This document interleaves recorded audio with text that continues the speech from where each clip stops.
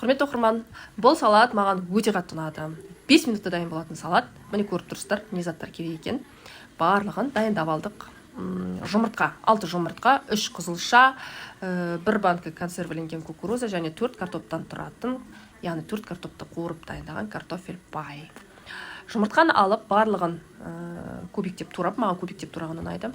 Турап, ыдысқа салдым. Оның үстіне қызылшаны да турап, барлығын тазартып, турап, оны да ыдысқа салдым. Одан кейін үстіне консервіленген кукурузды салдым. Одан кейін барып, әрине картофель пайды салып қойдым. Картофель пайдың барлығын салмаймыз, әрине үстіне себуге алып қаламыз.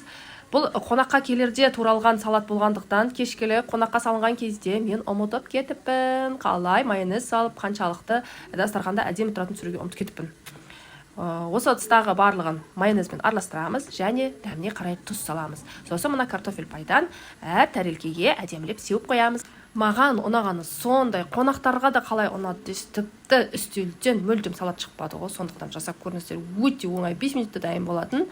Ішіне тек қана 4 ағзаттан тұратын салат, қонақтарға өте ыңғайлы және экономный салат десем де артық айтпаймын. Ас болсын!